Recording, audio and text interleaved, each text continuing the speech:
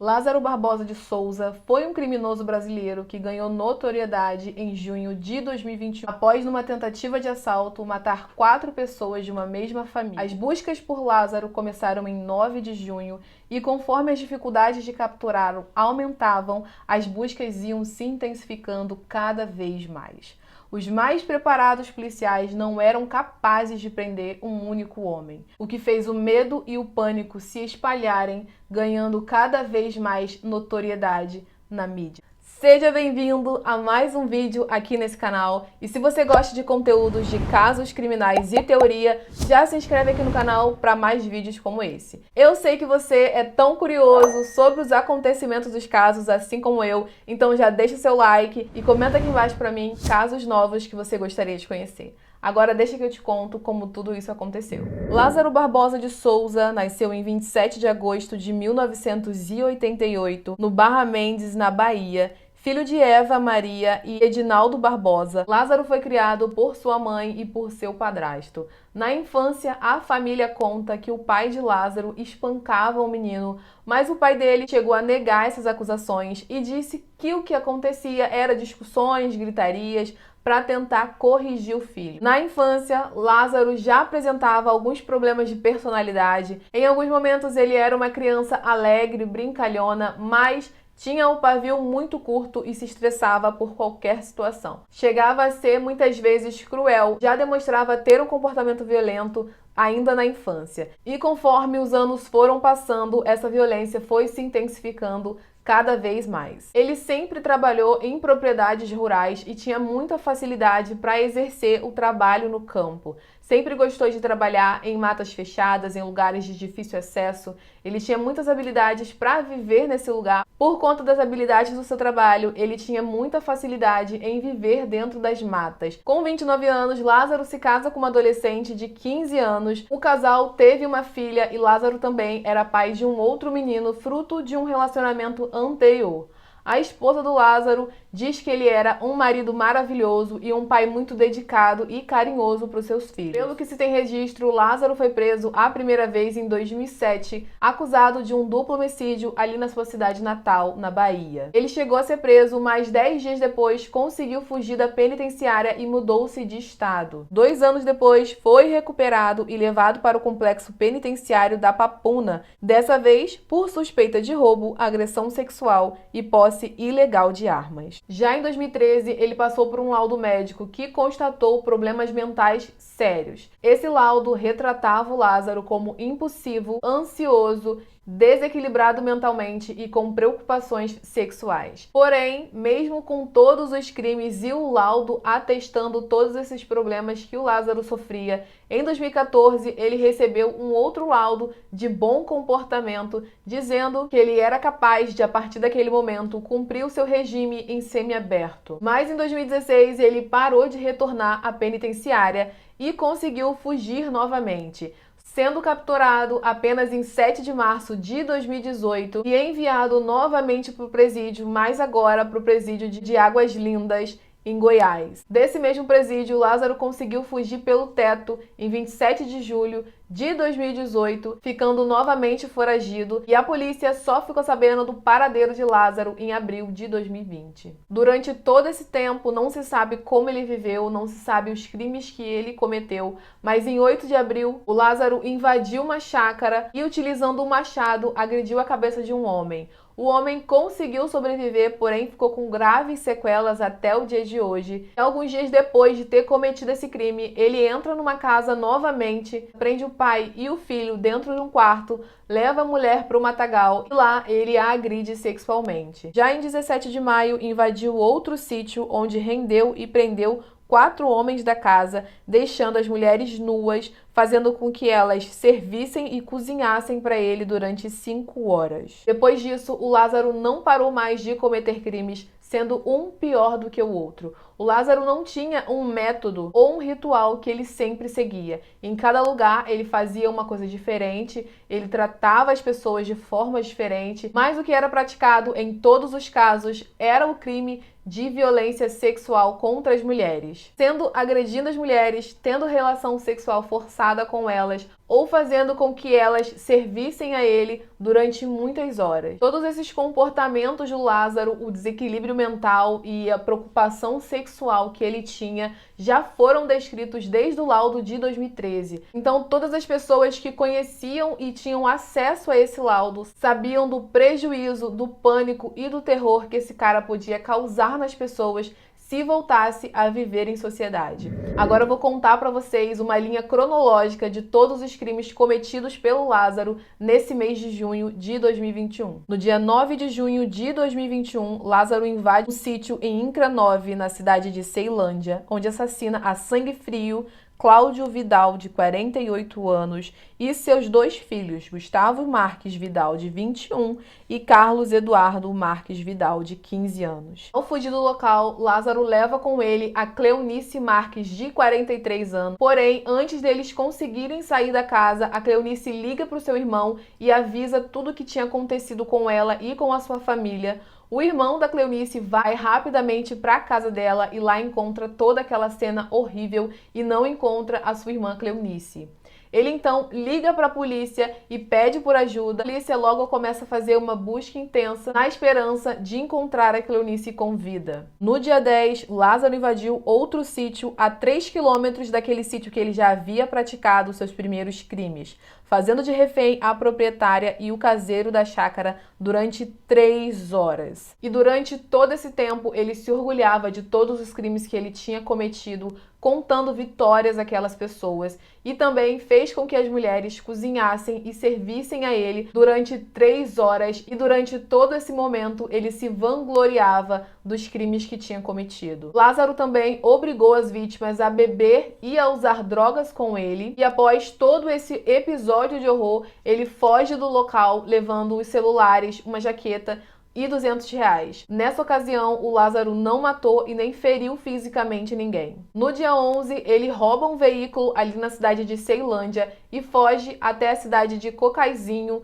ali em Goiás. Chegando em Cocalzinho, ele coloca fogo no carro para evitar com que a polícia consiga reconhecer e localizar ele, e também lá ele teria fugido com a ajuda de um comparsa. Já no dia 12 de junho, ele invade uma outra chácara, faz um caseiro de refém e fica ali durante toda a tarde bebendo, obrigando o caseiro a beber com ele também. Nesse local, ele não feriu e não matou o caseiro, apenas obrigou o cara a ingerir bebidas alcoólicas com ele. Nesse mesmo dia, a polícia conseguiu mapear ali o modus operandi do Lázaro e conseguiu também descobrir 2 esconderijos do assassino. A polícia foi até o local e encontrou os restos mortais da Cleonice, que havia sido sequestrada no dia 9 de junho. Durante a noite do dia 12, Lázaro invadiu uma outra chácara, mas as pessoas que estavam no local reagiram e acabaram sendo baleadas por ele. No total, 3 pessoas foram baleadas e feridas, e 2 pessoas se encontram em estado grave no hospital. Após balear essas pessoas, o Lázaro foge dessa chácara roubando 2 armas. Mais tarde, nesse mesmo dia, ele coloca fogo numa casa ali próximo. A polícia consegue localizá-lo. Ele troca tiro com a polícia, mas consegue fugir do local. No dia 13 de junho, o Lázaro rouba um carro no estacionamento e dirige 30 quilômetros até chegar próximo a uma barreira policial. O Lázaro, então, abandona o carro ali na via e foge mata dentro e continua fugindo dos policiais a pé. No dia 14, um caseiro relata ter trocado tiros com o Lázaro e ter ferido o mesmo, mas a polícia não conseguiu apurar os relatos desse caseiro e tudo isso não passou de uma história. Se foi verdade ou não, a gente não conseguiu descobrir e a polícia também não. No dia 15, depois de ter atacado uma outra família, o Lázaro troca tiro com os policiais, ele acaba atingindo um policial militar de raspão. Esse policial foi levado de helicóptero para o hospital. O Lázaro então voltou para a mata e continuou fugindo a pé. Mais de 200 policiais a essa altura já estavam na caça ao Lázaro, Porém, eles não tinham sucesso porque o Lázaro ele era muito bom em se esconder na mata fechada. Como eu disse no começo do vídeo para vocês, ele era acostumado a trabalhar nas zonas rurais, então ele era acostumado com toda essa dinâmica da mata, de saber onde ir, onde pisar, como dormir, como caçar. Então isso fez com que ele conseguisse se manter escondido por muito tempo. No dia 16, o Lázaro foi visto por algumas pessoas na cidade de Cocalzinho, ali em Goiás. Assim que foi visto, ele decidiu invadir uma casa onde tinha 3 pessoas. Ele conseguiu render 2 dessas 3 pessoas e a terceira pessoa conseguiu enviar uma mensagem para a polícia enquanto se escondia no quarto. A polícia começou a vigiar a casa, mas Lázaro conseguiu encontrar o adolescente no quarto, fez as 3 pessoas de refém, levando elas para dentro da mata. Assim que chegou na mata, ele pegou todos os celulares, quebrou todos os celulares e após perceber que a polícia estava cercando ele com carros e helicóptero, ele decidiu largar os reféns ali e fugir mata adentro a pé para ser mais rápido. A polícia acredita que nessa noite Lázaro passou por um sítio ali próximo porque encontrou sinais de arrombamento e algumas camisetas sujas de sangue, o que significaria ou que ele tinha se machucado ou que ele estava caçando animais para conseguir aí comer e sobreviver. No dia 17, na zona rural de Cocalzinho, em Goiás, Lázaro troca tiro com alguns policiais. O tiroteio deixou algumas pessoas feridas, porém o Lázaro conseguiu mais uma vez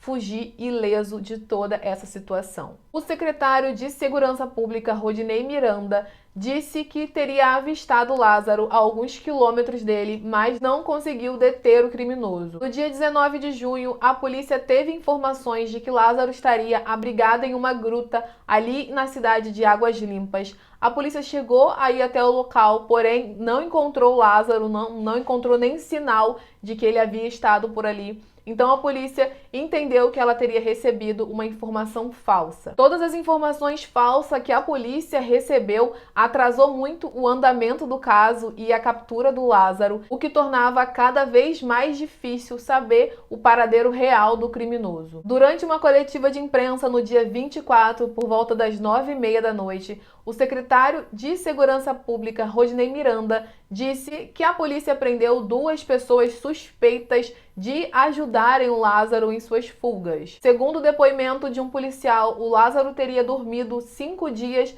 em uma fazenda próxima, além de jantar e almoçar nesse mesmo lugar, convidado pelo fazendeiro, que seria cúmplice do Lázaro, que chamava ele através de gritos, e ele ouvia esses gritos de dentro da mata, reconhecia o som e ia até a fazenda para se alimentar, tomar banho e conseguir descansar também. Mas em sua própria defesa, o fazendeiro negou todas essas acusações e disse que fazia os gritos e gritava o nome do Lázaro mata dentro só por uma brincadeira, porque nesse momento o caso já estava enorme, tanto na mídia quanto na internet, e todas as pessoas só falavam desse caso, só queriam saber desse caso. Inclusive, teve muitos memes e muitas brincadeiras que saíram na internet sobre o caso do Lázaro Barbosa. No dia 26, a polícia conseguiu descobrir que o Lázaro teria criado um perfil fake no Facebook chamado Patrick Souza e provavelmente para conseguir acompanhar o andamento dos casos e os passos da polícia, a polícia chegou a verificar essa informação e descobriu que o perfil foi criado através de um celular roubado que teria ficado sob posse do criminoso do dia 15 ao dia 18 de junho. Então, durante todo esse tempo, o Lázaro sabia o passo a passo da polícia, sabia onde eles estavam, sabia também quais eram os seus próximos passos e as suas táticas para conseguir prender o criminoso. Uma força-tarefa foi montada em conjunto com os policiais militares, civil, rodoviária e até mesmo a BOP, com a participação de mais de 200 homens, tendo como único objetivo encontrar Lázaro Barbosa de Souza. Os policiais se dividiram em algumas estradas que consideravam importantes e também ocuparam 34 chácaras ali na proximidade, com o intuito de proteger os moradores. Realizava também patrulhas nas chácaras, nos sítios próximos e no centro da cidade, com a intenção de encontrar o Lázaro o mais rápido possível. E também realizava grandes buscas nas matas fechadas, porque a polícia acreditava que, como ele era um mateiro experiente, era ali que ele conseguiria se esconder. Nas lojas e nos lugares que o Lázaro frequentou durante todo esse tempo, a polícia pediu para que os proprietários fechassem esses estabelecimentos e começou a vigiar para evitar a presença do criminoso. Naquela região, muitas famílias que moravam em chácaras, sítios ou casas um pouco mais distantes da cidade decidiram abandonar as suas casas para conseguir proteger a sua família e conseguir também proteger as suas vidas. Devido à demora da polícia em sua captura, no Facebook, ao menos 346 perfis falsos do criminoso foram criados e muitas informações falsas foram enviadas à polícia. Então, no dia 28 de junho de 2021, o governador de Goiás veio a público anunciar a prisão do Lázaro Barbosa de Souza. O criminoso foi localizado na casa da ex-sogra, mas após ser visto pelos policiais, o Lázaro começou a trocar tiros com o intuito de fugir, como já havia feito em outras ocasiões. Mas durante a troca de tiro, o Lázaro foi gravemente ferido e não resistiu. O Lázaro então morreu no dia 21 de junho de 2021 na cidade de Águas Limpas, em Goiás. As razões que levaram a Lázaro a cometer todos esses crimes são desconhecidas e as famílias, as vítimas e os sobreviventes jamais saberão. Se Lázaro Barbosa de Souza tivesse sido tratado corretamente e mantido preso para cumprir as suas penas, talvez o destino do Lázaro e de todas as suas vítimas teriam sido diferentes. Eu quero muito saber o que vocês acharam desse caso. Comenta aqui embaixo pra mim o que você achou da união de todas as forças policiais em busca de um único homem. Comenta aqui embaixo pra mim também casos que você gostaria de conhecer, que eu trago aqui pra você, tá bom? Compartilhe esse vídeo com um amigo e nas suas redes sociais. Um beijo, fique com Deus e até o próximo vídeo. Tchau!